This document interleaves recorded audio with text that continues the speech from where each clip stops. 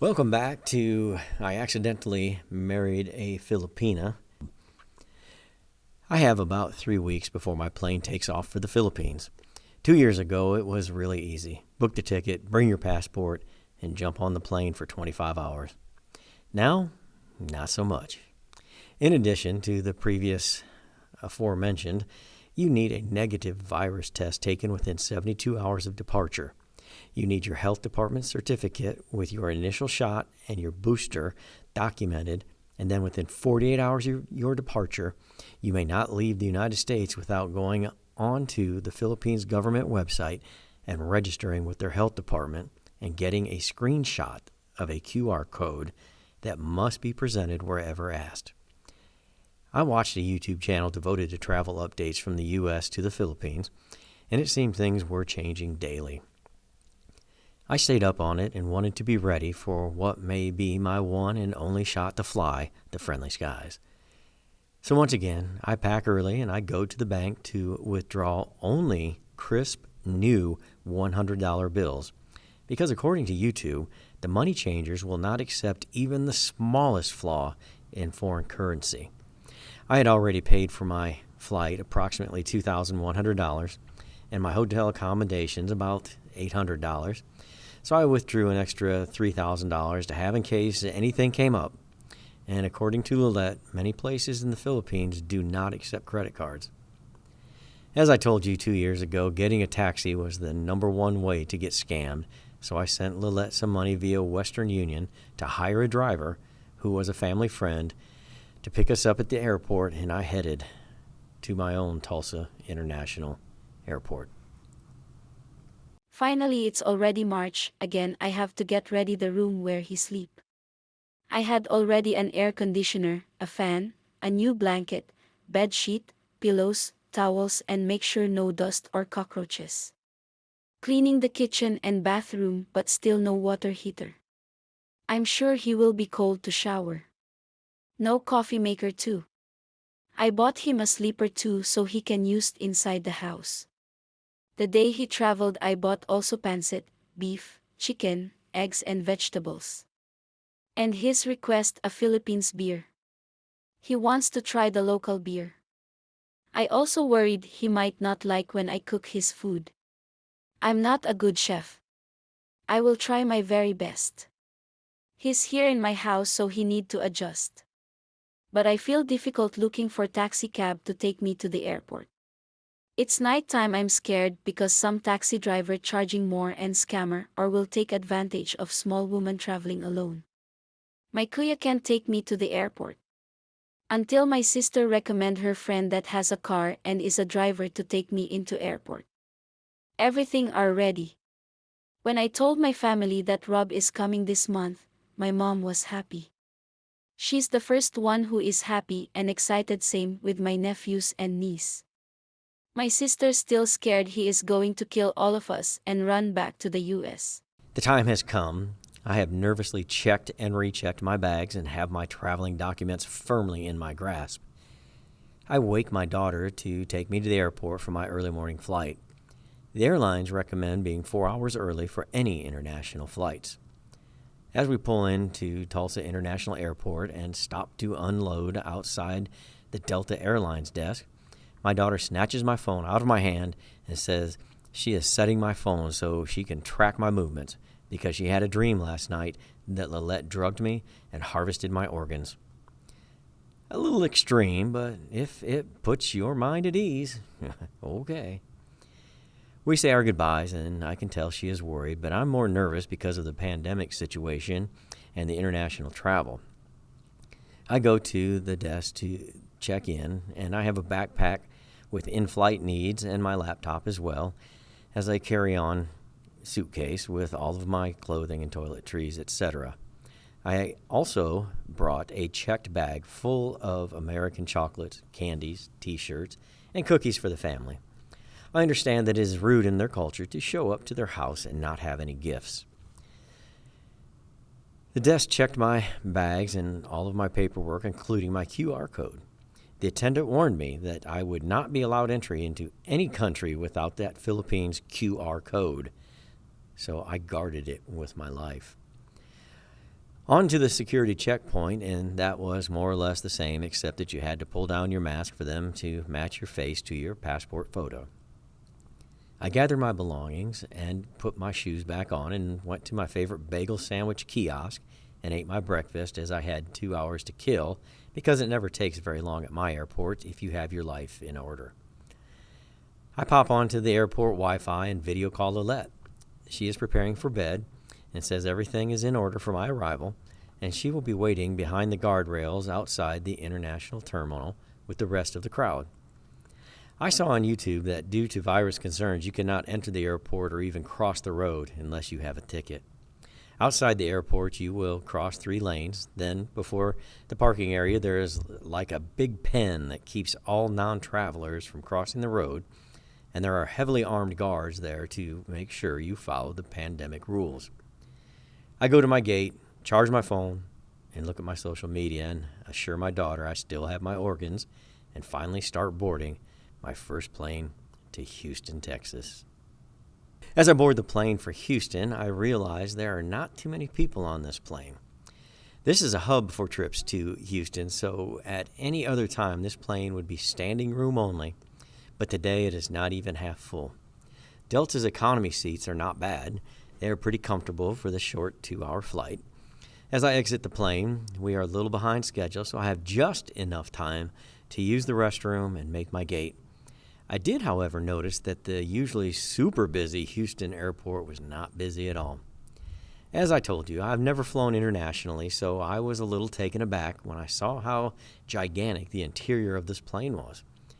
It was like they took 2 of the last plane we were on and made them into one really big plane. When I chose my seat online, I chose the Economy Plus seat. It is the seat normal working men like me can afford, but as I approached my seat, I noticed I am in business class and not in economy.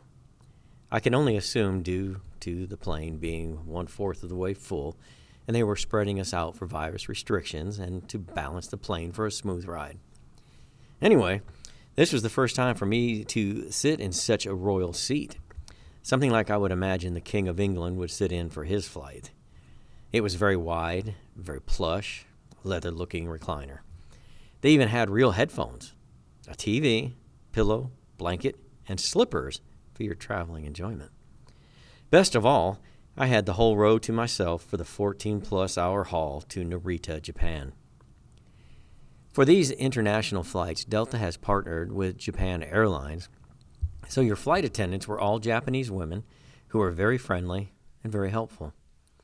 I settled in as the plane takes off, and it is probably around noon U.S. time, and we were informed that we would be served a meal in about an hour. Great. I had not eaten since the bagel kiosk at 6 a.m. Our lovely flight attendants came by and offered us our choice of fish, beef, or vegetables in our rice. I accepted the fish, and it came with a small shredded vegetable salad, edamame, a dinner roll with butter, and small ice cream cup. I had a wonderful dinner with bottled water and sat back and watched some Netflix shows I had downloaded to kill some time. After the meal service, they turned off nearly all of the lights, but it was cool because the aisle lights and the seatback screens were on, so you could navigate your surroundings if need be. After about 4 hours, I used the restroom and got out my pillow and blanket and reclined in my throne to try and knock off 5 or 6 hours of this trip. I don't remember falling asleep, but I woke up to the rustling of attendants and the smell of breakfast sandwiches. That was okay because I had killed 4 hours and I ate my sandwich and watched a movie and snoozed for another 2 hours. I woke up and watched another movie, and just about an hour before we landed, the attendants came by once again with a full rice meal. This time, mushrooms or eggs would be the choice. I took the mushroom, and I will say that as far as airline food goes for a working man's budget, this was a solid 7.9. When we exited the plane, we are separated into passengers staying in Japan and onward passengers traveling to Manila. You cannot go anywhere else lest you be accosted by a military man with a rifle correcting you. They took us to a long row of tables, and one by one we showed our documents and went through another layer of security and filled out some light paperwork. After security, we went to the gate on our own, and the usually busy Narita International Airport was a ghost town. There were no food or drink locations open, only duty-free booze, cigarette, handbags, and perfume stores, none of which excited me. I made it to my gate, and like clockwork, they checked our passports, our Philippines QR code, and our health department shot records. Then on to another similarly big airplane for a 5-hour flight to Manila. I won't bore you with the details of the flight, but to say just as we were about to push off from the gate, a skinny Japanese young man dressed in Japanese airline attendant uniform rushes to my seat and keeps repeating my name in broken English.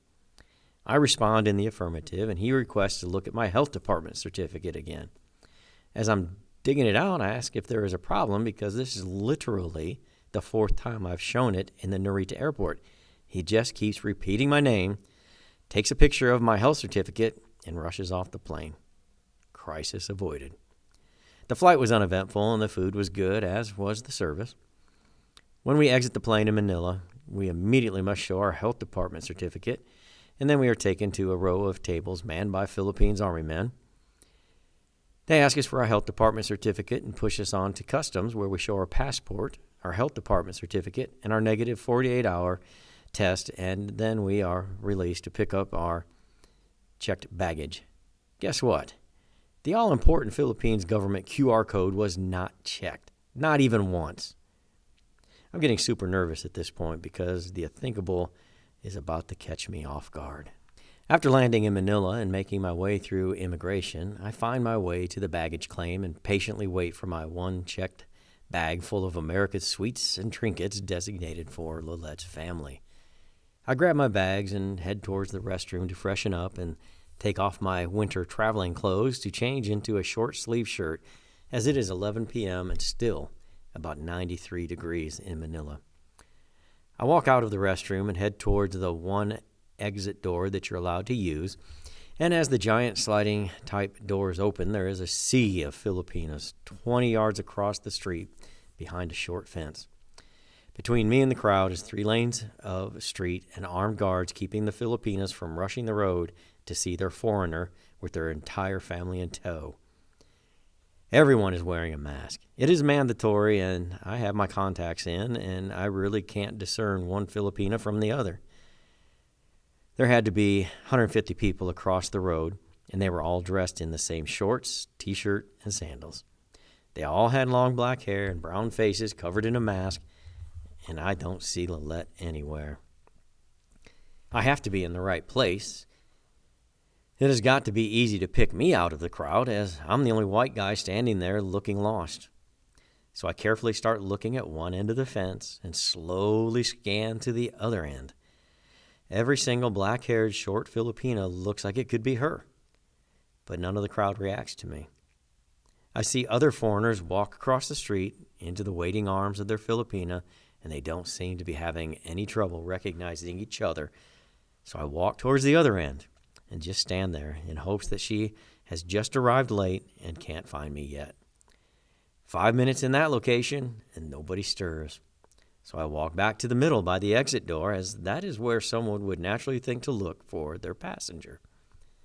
5 more minutes of awkwardly standing, and although there are still about 100 people standing 3 deep at the fence, nobody is making any moves in my direction. I'm starting to panic. I have seen videos where the Filipina gets cold feet and just doesn't show up to the airport, or they were too shy to approach their foreigner and hid behind a pole. It has been 30 minutes of standing in front of the international arrivals gate, and the dream seems to have died on arrival. I know I shouldn't get a taxi because I will be scammed out of money, and to make it worse, the airport money changer was not open, so I cannot even do business at the local currency. So basically, I'm a stranger in a strange land, and I hold no currency. I walk down to the taxi line to see if the driver will accept American dollars to take me to whatever hotel is nearby until I can reassess my trip and make new plans after a good night's sleep. About halfway to the taxis, at the end of the fence, I see someone off in the distance timidly waving in my direction. I look, but I don't really react, as it looks like they are waving to someone behind me. but they start waving with more authority, and they start pushing their way through the crowd, stopping every 10 feet or so to wave at me and keep pushing towards the guard. This woman looks like every other masked short person with long hair, but this woman has a man in tow. I'm discombobulated, but I turn to the street crossing and begin walking towards the armed guard, and then it happens. Here comes the truth. Rob will land to Manila today. Being 2 years of long-distance relationship, we are finally closing the distance later because he will arrive later tonight. Finally, I can meet him personally. I was imagining how he looks like in person, if he's really handsome, cute, tall, and of course how good he is. And finally, this is the judgment day if we match together. I was happy, excited, and nervous. I was really mixed emotion. My family was also nervous and excited to meet Rob. Before going to airport, I checked everything, the room where he stays, that's make him feel comfortable because I'm sure he's very very tired from his long trip from United States to Manila, Philippines. I know he wants a good night's sleep too when he reached my house. It's time for me to go the airport to pick him up. My heart beats so fast, my legs are shaking, my hands is so cold. I can't really say a words because of nervousness. This is the first time that I felt this.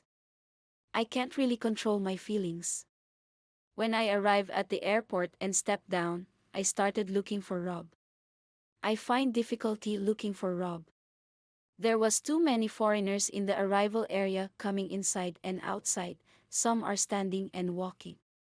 Very difficult to identify a person because everybody are wearing a face mask. I can't go to the front for the waiting area because it's too crowded and I'm small. It's about 30 minutes finding him but still can't find him.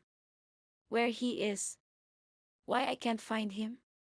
Maybe someone picked him up or he already met another woman or he lied to me or he is scammer Americano.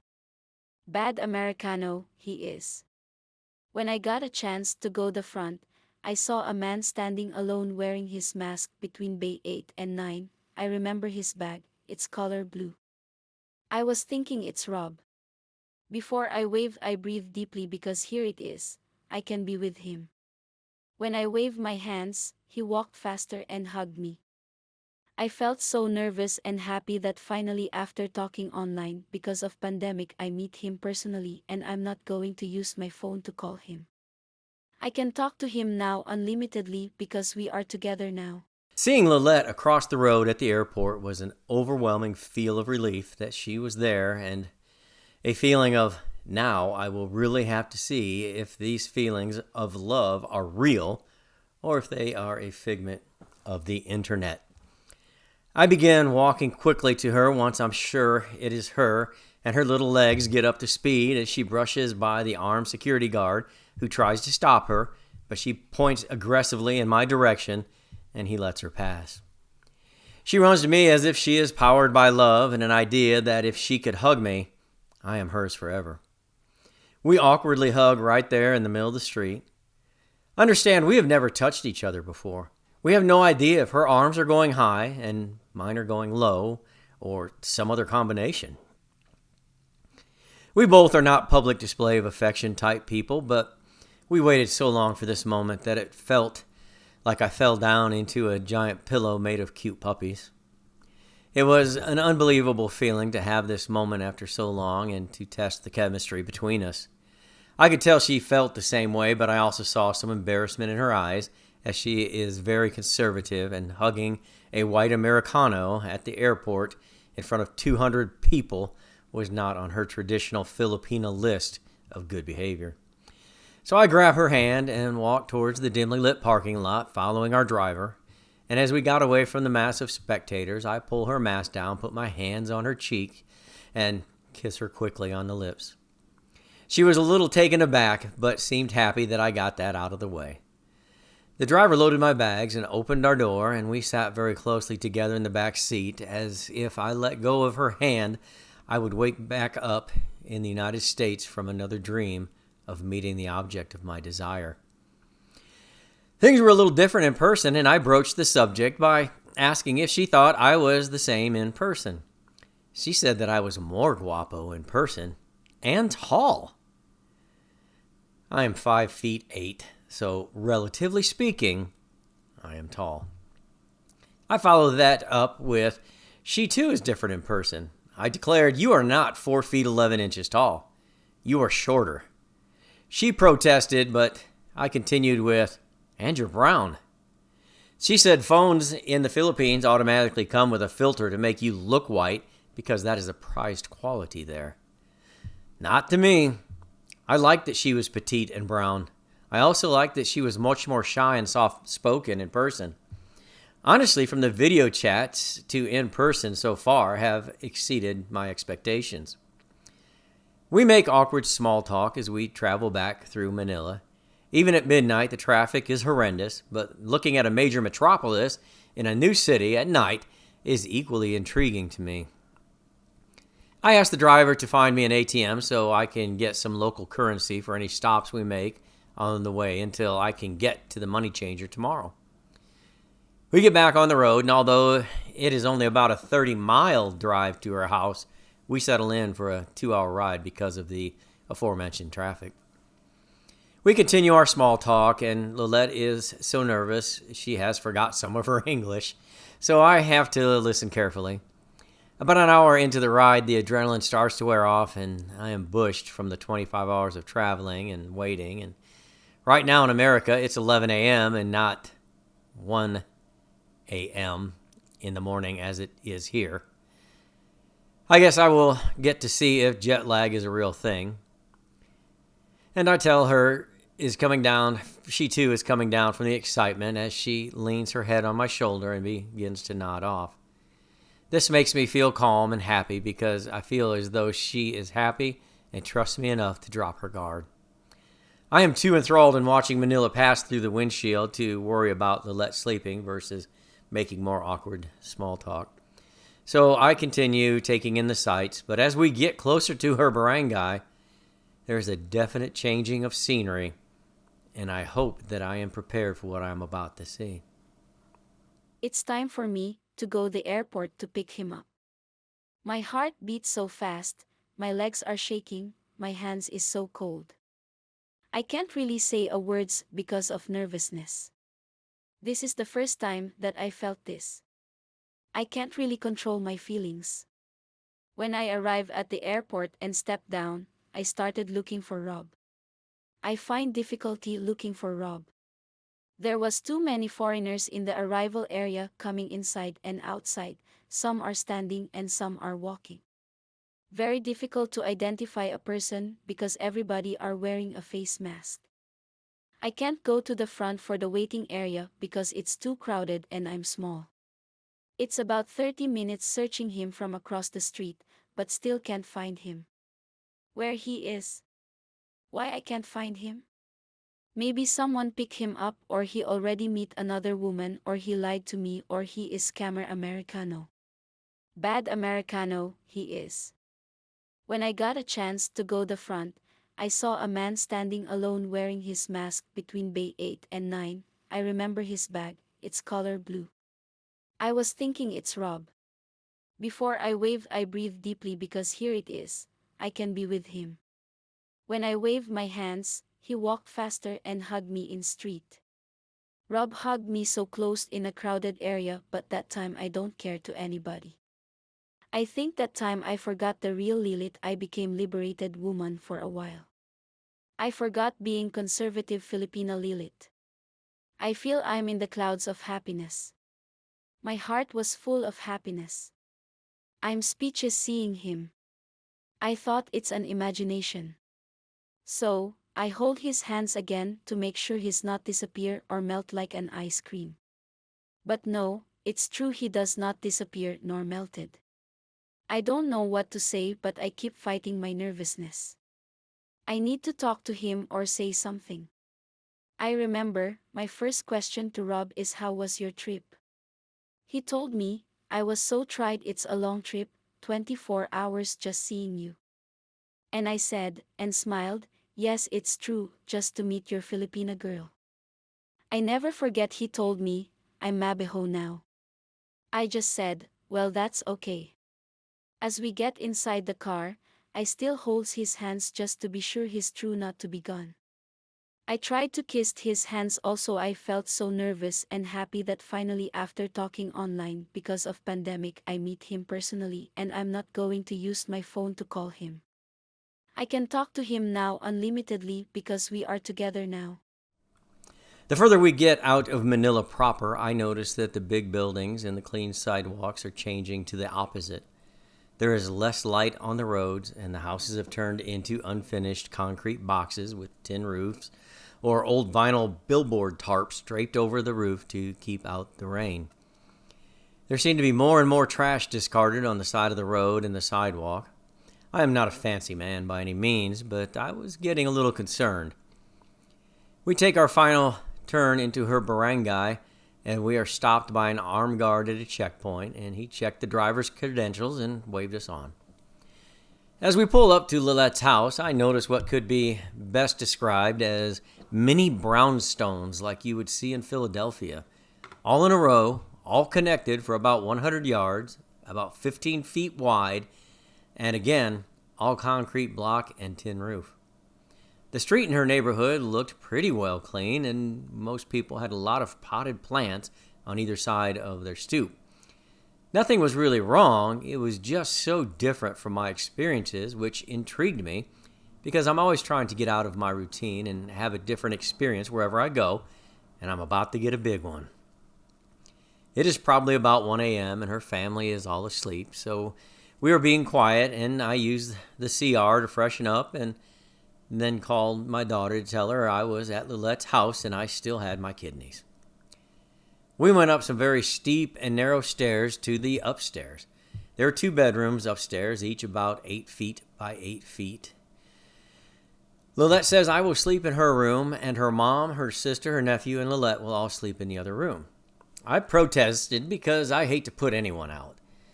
They would be packed into the other room while I get the comfort of my own bed. Lilette would not hear my protest. Her culture dictated that the guest gets the best, and I was the guest. I felt super guilty, but I had done my homework, and I knew once culture was mentioned, it is best for the foreigner to shut up. With that out of the way, we talked a little, and Lilette massaged my hands. It was delightful. Massage is taken very seriously there as a therapeutic device. I took my shoes and socks off, and that long flight had made my ankles swell up with water. Lilette would have none of that and demanded to massage my feet and my back. I was in heaven. I was feeling better already. She turned on the air conditioner, kissed me goodnight, and went to her sister's crowded room to sleep. I updated my social medias for a little bit as there were some people who were interested in my day-to-day happenings in the Philippines, and then I pulled up my little blanket and passed smooth out. I was going to need a good night's sleep as tomorrow's family meeting was not going to go the way I expected.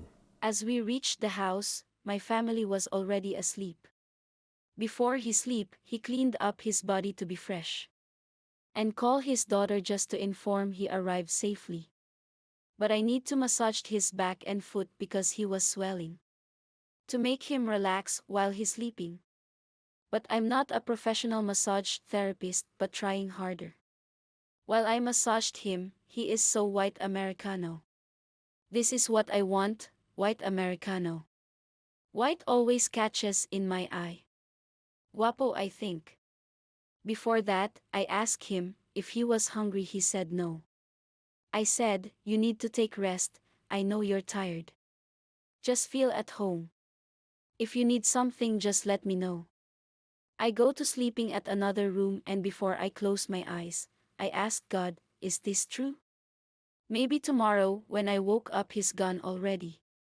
Maybe this all a dream. I can't believe he's here already. My family was asleep. I get up and tried to open slowly Rob's door in his room to check if he was not gone. He was still there lying in the bed. So I thank God and I go back and sleep because this will be the first time in my life that I wake early to make coffee and make comfortable a man who I want to propose me, so he must see me being good wife. It's morning time and Rob's first day in my house here in Montalban. We woke up same time at 5 a.m. in the morning. While he is in the shower, I get ready his coffee and his breakfast. It is my first time preparing a food for Americano. I cooked fried rice with cabbage, eggplant, white onions, bell pepper, and eggs. I really tried my best, hope he liked it. After he showered, he ate his breakfast, and he liked the food I cooked. I made another coffee because I put sugar in his coffee. He don't put sugar on it. He said my coffee that I made for him is the best. I was also thankful because he appreciated. I saw Rob that he was amazed the new environment. He looked outside in the window and looked around. We go outside. While I sweep the yard, he walked a little bit and looked our area. He greeted my neighbors also. He saw our doorknob is broken. We went to the hardware and bought a new doorknob. While we are walking, his eyes is busy looking at the jeepneys, tricycle, houses, small sorry store and the people also. When we got home, he changed our broken doorknob and my family's is arriving our house to meet Rob.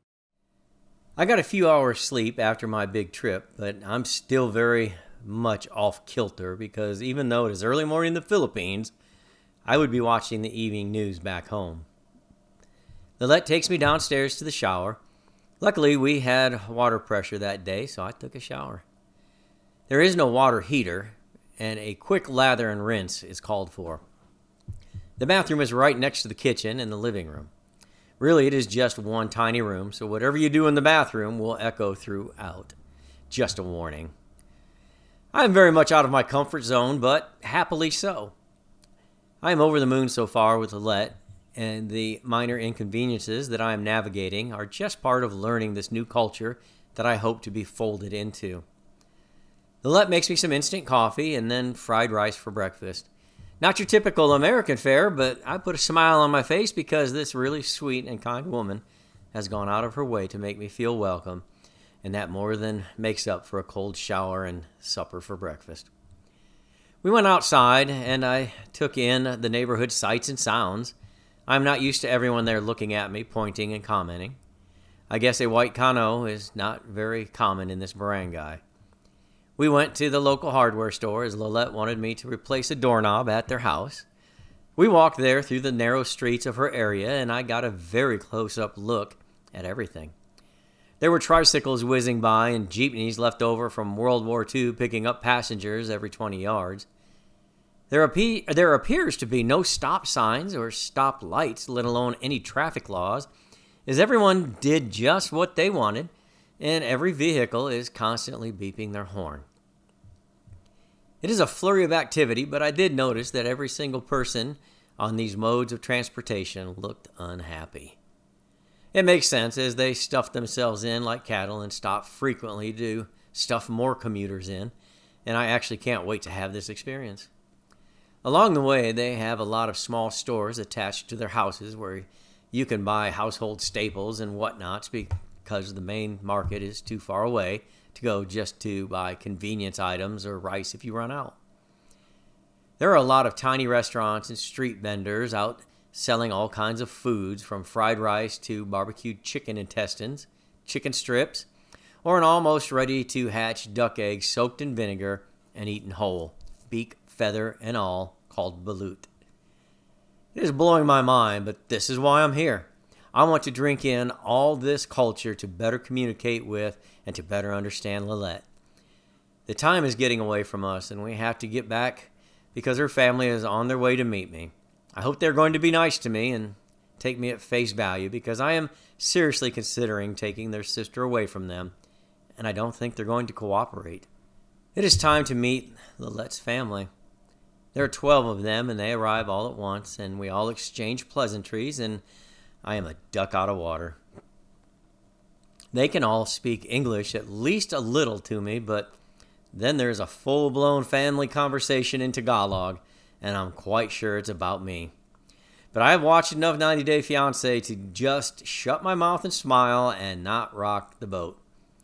13 people in such a small house is way too close for comfort for my taste, so I bought tickets for everyone to the Avalon Zoo that is nearby. I figured it would give everybody a way to come and go and spend as much or as little time with me as they wish. Everyone seemed to be excited to visit the zoo, so I felt maybe I had taken some heat off of me. Not so. Kuya Rene was not well versed in the English language arts, but he tried hard to ask me easy questions and tell easy jokes and make me feel comfortable. The nieces and nephews were scared of me. They stayed silent, but were happy to take pictures with me. It is easy to feel like a celebrity here when you stand out from the crowd so differently. Everyone splits up and walks around the zoo as we wait for the Shakey's pizza to be delivered. I ordered a ton of food and it has arrived.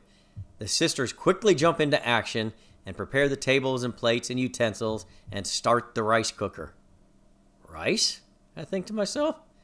There is more food here than we will ever eat. Why make rice? But whatever. When in Rome. We all sit down together and Kuya prays. I think he called demons down to get me away from his sister-in-law, but I survived the prayer and we began to eat. Everyone thanked me for the zoo entry fee and the American-style Italian food, and then it got eerily quiet. The eldest sister, named May, holds all of the authority in the family, and she is sitting just on the other side of Lillette from me. And as she begins to speak, everyone else shuts up. She addresses me as Sir Rob, which makes me feel like I just got called down to the principal's office, and she asks me, "What are your intentions here in the Philippines?" Her English is as good as Lillette, so she didn't stutter. I replied that I am here to meet her sister because I am very fond of her and I think she is a great person. She didn't answer me back instantly as she was processing her next question based on my first response, so I felt like I passed question number 1. Many questions came and went, and I tried to answer honestly and directly, all while looking past Lillette to look May in the eye. Her countenance was not the usual happy smiles from earlier. She was all business and closed with this doozy. "Are you going to marry my sister?" That one caught me off guard. How do I answer this one? May was very bold and knocked me down with that jab. I kept looking at Lillette for some help, but this isn't the United States. The younger sister does not interrupt the eldest sister. So I'm on my own. I pick myself up, look her in the eye, and I say, I hope that after this trip, Lillette and I will have time to reflect and make that decision together. That seemed to answer her question adequately, and she closed with a statement, not a question. If you marry, it will be in the Philippines, not online, and not in your country. I said I understand, and everyone went back to eating. Then Kuya Rene pulls me to the side. Kuya is May's husband, so he holds the second most currency in this family. And he says, as best as I could put together his broken English, "We are very happy you are here. We want only the best for our sister. Do not be discouraged by May. I like you. I think you are a good man. Go walk around the zoo with Lillette." Believe you me, I could not grab her hand fast enough. I needed some fresh air and some space to see from Lillette what was really happening. My family give nice welcome to Rob. Kuya said his nose is bleeding in speaking English. My families and Rob we went to Avalon Zoo. Everybody was excited and happy seeing different animals. While sitting there and eating our lunch, my sisters is starting interrogating Rob. The questions begun. I know it's a disaster questions to Rob because nobody defend him, just himself. My sisters questioning him, why you are coming to the Philippines? What is your intention?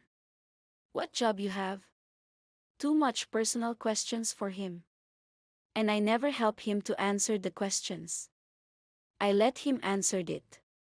After my sister satisfied his answered, we go around the Avalon Zoo with the kids.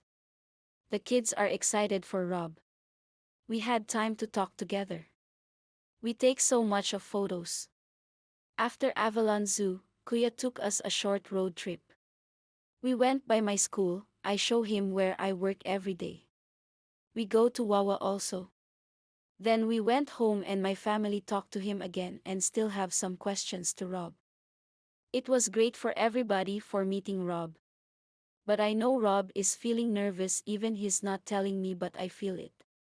When everybody went home, Rob told me he wants to go to the room and have a nap and hear what everyone say in Tagalog. When I tell you jet lag is a real thing, I'm 100% serious. Your rhythm is completely out of whack, and you have to be careful how you move and how you talk because it's almost like being in a fog or coming to from anesthesia from surgery. You might do or say something that you're not totally ready to keep your word on once you sober up. So, I was glad to have made it through my zoo interrogation without making any wild claims and still being welcome in my wife's household. It was only about 5 p.m. when we arrived back at Lilette's house, but I was dead on my feet and all I wanted to do was go up to her room and fall asleep. And I did, and when I woke up the next morning, Lilette had just opened the bedroom door and handed me a cup of coffee with a giant smile on her face. I said good morning and asked why the big smile. She said she had been watching her sisters bring coffee to their husband for years now, and she had always been jealous, wishing she could have a man in her life to make coffee for, and now her dream had come true. Then she invited me downstairs to the breakfast table where she had cooked me vegetable pancit and stood over me watching me eat. After a minute or two, I asked her why she doesn't sit down and eat. She asked, "Is it good?" I responded, "Masarap." She then got her own plate and joined me for breakfast. I assume, like the coffee, this is another one of her dreams coming true. As I say that, I know it all sounds so small in the dream department, but to her, having this relationship with the possible upside of marriage attached to it was indeed her biggest dream that she thought had escaped her and she would die an old maid. So I took note and measured every one of my words so as to try and honestly add to her dream and not become her nightmare. After breakfast was over, we packed our bags and said our goodbyes as my 2-day house stay meet with the family obligation had expired and I was allowed to take Lilette to our first trip together to Tagaytay. Tagaytay is more of a well-known tourist destination for Filipinos versus the few foreigners we would be seeing there. Many of the attractions there were free or cheap to enter, and after about an hour, our driver pulled up in front of our accommodations, the Hotel 6B. After 2 days of staying in my house and meeting my family, Rob booked a hotel from Tagaytay. The day before going to Tagaytay, me and Rob told my family we are planning tomorrow to go to Tagaytay. My family was agreed, but of course they tell Rob to bring home Lilith alive. During that night, we are busy packing our things. Rob was excited to his first trip in a province here in Philippines. And me, was also excited because it will be my first experience traveling with a man. I had a positive thinking that everything will be fine going a trip with Rob. I'm sure he's going to care of me. He's not doing bad or else he's going to jail and not going back to America. In our way to Tagaytay, I saw Rob's eyes busy looking at the side, especially the traffic here in Manila. While going to Tagaytay, we are talking a lot of things until I got sleep in his shoulder. But he doesn't feel sleepy in our trip. When we reach our destination, we go to first the Hotel 6B where I hope he will propose me. Was a reasonably priced hotel. In Tagaytay, it seemed there were a lot of smaller hotels built into the side of the mountain. The hotels were either very expensive or moderately priced like ours. I think I paid $60 US per night for 2 nights, and that included free breakfast in their Korean barbecue restaurant. The room was okay. It had warm water shower, mini fridge, flat screen TV, and only one queen-size bed, although I ordered 2, so I hoped Lilette would not think I was up to no good. We dropped our bags and we went to the bottom floor that built into the mountain, and the driver was parked there under the open garage. He drove us to Picnic Park, which I understood to be a very popular attraction with the locals. Tagaytay is at 2,100 feet elevation, so it is much cooler than the heat of Manila. In the evening, you would want to have a long sleeve on to be comfortable. People's Park starts at 2,100 feet elevation, and there is a building you enter through and pay 75 pesos, or about $1.50 a person. There usually is horseback riding and zip lining for an additional fee, but that was closed due to the pandemic. The park had not yet recovered from being unmaintained during the shutdown, so there was quite a bit of trash laying around, but if you look past that, the scenery at elevation was spectacular. It was very lush and green, and you could see tall lake and tall volcano off in the distance. There was a lot of concrete gazebos you could rent for your family picnic, and also a lot of concrete benches to sit on and just enjoy the view. At the top of the hill on the way out, there are many small places to buy food and rows of souvenir kiosks. T-shirts were $3.50 US, so I loaded up on those for my friends at home. And then Lillette asked me if I can buy her a hand-carved wooden rooster for $7 US. I said, of all these souvenirs here, you want a rooster that doesn't even say Tagaytay? She said it reminds her of her time in the province, and she always saw them and could never afford one. So a rooster it is. After dropping our things, we go to Picnic Grove. Because it's pandemic, the place is not attractive, looks so sad. There was few small souvenir shop, and he bought a couple of shirts and cap for his souvenir. He bought me also a rooster. And we returned to hotel and eat our dinner. The restaurant has all windows and you can see all the way to Tall Lake. We had great night dinner looking the view of Tagaytay. We take many pictures with volcano and the lake and jungle in the background. I am sure this is my moment from Rob. I was expecting he will propose me for marriage, but he did not. So I was disappointed, but we went to room and sleep. We wake up early and I make coffee for Rob. We shower and prepare ourselves for the day. Maybe Tuesday is my day for my dream to come true. It was a nice morning too, looking the view of tall volcano, taking pictures from the view and had breakfast. While he is busy looking at the view from volcano, I was thinking why he doesn't propose me. This is perfect time. I started thinking he don't have plan for me to marry. He keep talking to me, but I pretend I like talking with him, but the truth, I don't like him anymore. Until we told the driver to take us to People's Park. We enjoyed walking around there. I asked Lillette when the driver was going to be back to pick us up. She said he slept in his car in the lower lot. I asked, why didn't he go home? She said gas is too expensive. She texted the driver and he pulled around front and took us to People's Park in the sky. There was a 35 peso fee to enter, about 70 cents American, and then you could pay to ride a jeepney to the top or just walk the very steep incline up the paved road to the top of the mountain to the Marcos mansion. This giant unfinished concrete mansion was started in 1981 by then President Ferdinand Marcos as a residence. Then in 1983, U.S. President Ronald Reagan had a scheduled visit to the Philippines, and the work was sped up to accommodate President Reagan. Before the visit happened, Reagan canceled the trip and all work on the mansion stopped. Subsequently, in 1986, Marcos was removed from power and work on the mansion never restarted. It is exactly as it was in 1986, and it is very interesting. There are other attractions there as well as the regular stalls of souvenir vendors selling trinkets, shirts, and local snack items. Lillette is starting to act a little aloof and disinterested, but I think I have the cure with our next destination.